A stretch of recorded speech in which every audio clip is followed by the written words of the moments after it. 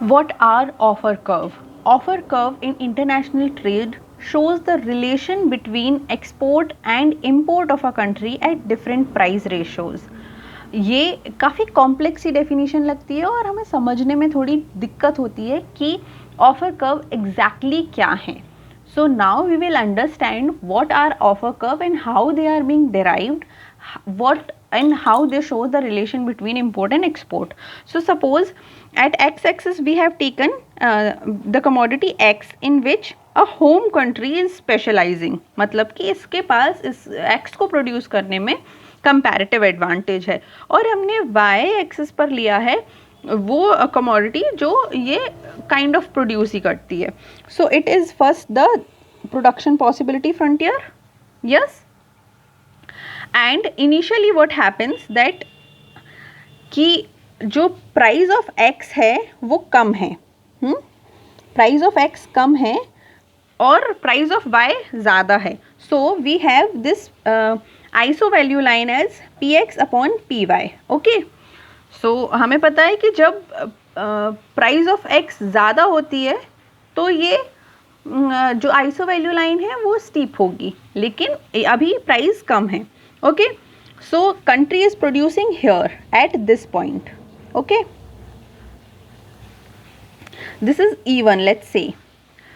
So country is producing and consuming the same, and it is the no trade condition. So E1 is the no trade condition. Here the country is neither exporting anything and nor importing. Here we will derive the import export relation. So here imports are 0 and exports are 0. So we have marked the 1 point here. Okay. And then what happened, that the price of X increased. Yeah. और जब price x के बढ़ेंगे तो हमारी iso value line है वो steep हो जाएगी. कैसी हो जाएगी? स्टीप हो जाएगी. लेट्स से इनिशियली ये प्रोड्यूस कर रहा था 120 unit of Y and 40 units of X. Okay. अब लेकिन जब प्राइस बढ़ गए हैं एक्स के तो इसका कंपैरेटिव एडवांटेज है और इसकी सप्लाई बढ़ जाएगी, बिकॉज वी नो दैट कि जब सप्लाई और जो प्राइस हैं उनका पॉजिटिव रिलेशन होता है as per the law of supply. So it began to produce more of good X and less of good Y, है ना. तो यहाँ पे ये 120 से कम करके इसने 60 कर दिया और 40 से बढ़ा के इसने एक्स का प्रोडक्शन बढ़ा के 100 कर दिया. तो वाई का प्रोडक्शन कम हो गया, एक्स का प्रोडक्शन बढ़ गया. Got it. नाउ दूसरा पॉइंट ये है जो कंट्री प्रोड्यूस कर रही है, मगर इसको तो वाई कंज्यूम करना है. इसके जो सब्जेक्ट्स हैं, कंट्री के सिटीजन्स हैं, उसको तो इक्वली नीड है वाई की भी एक्स की भी. So what will it do? It will engage in trade with other country, है ना. This is what it is producing. And now this is, let's say it is E2, and here also it is not trading, and this is the amount that it will export. Okay. And now what it will do, it will set a height indifference curve that is higher than this, and at this point it is consuming this but producing this. And how it is happening? By trade. How इसने इतना produce किया और इसने इतना produce किया और इतना consume कर रहा है. कैसे? इसने 60 यूनिट्स ऑफ एक्स के बदले 60 यूनिट ऑफ वाई को ले लिया. ओके. ये हमारा ये पहला price P C upon P X upon P Y बना. तो पहले उस पर हमने 60 units of X, let's say this is 60 and this is also 60. Okay.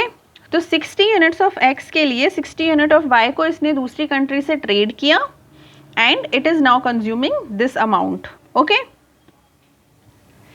what happened, that price increase a little more, let's say it is moving from here, so it will start producing at this point. ये अपना x का production थोड़ा और बढ़ा देगा और जो y का प्रोडक्शन है वो कम कर देगा, लेकिन इसको नीड ज़्यादा है. It will again set it's consumption at this point where it is producing this amount E3, let's say it's E4, this one is E3 and consuming E5. okay, and here it is trading. अब क्योंकि ये महंगा हो गया है और ये सस्ता हो गया है तो इसको कम देना पड़ रहा है, कम अमाउंट ऑफ x दे के भी ये ज़्यादा अमाउंट ऑफ y को कंज्यूम कर सकता है. And now we see that at this price when the price has increased, ये हमारा पहला वो था, ये हमारा दूसरा, ये विदाउट ट्रेड वाला है, ये जब पहली बार प्राइस बढ़ी तो उसका है आइसो वैल्यू लाइन. ये है जब प्राइस और भी बढ़ी तो और बढ़ने पर इसको कितना एक्सचेंज करना पड़ रहा है, ये उसकी जो आइसो वैल्यू लाइन होगी वो थोड़ी और स्टीप हो जाएगी. That means price of X has increased and price of Y has decreased. So the slope of this iso value line will increase. okay, and here it is consuming at this point, but now what happens that it reduces its consumption of this, जितना अभी consume कर रहा था ये उतना ही consume कर रहा है, and increased its consumption of this. So it will now set its consumption at here. तो उसके लिए इसको कितना 20 units of 10 units of x को गिव अप करना पड़ रहा है, मतलब एक्सपोर्ट करना पड़ रहा है. तो यहाँ पे ये 50 को एक्सपोर्ट कर रहा है and it is importing let's say 80 units of Y, because क्योंकि एक्स की प्राइसेस बढ़ गई हैं इंटरनेशनल मार्केट में तो एक्स ज़्यादा महंगा हो गया है and now it can able to exchange 10 units of X के लिए वो 20 यूनिट्स ऑफ वाई एक्सचेंज कर सकता है. And when we join all these line we see a curve and this is the something what is known as offer curve. This is the king. ये ही बताता है कि कितना एक्सपोर्ट और कितना इंपोर्ट होगा. Got it.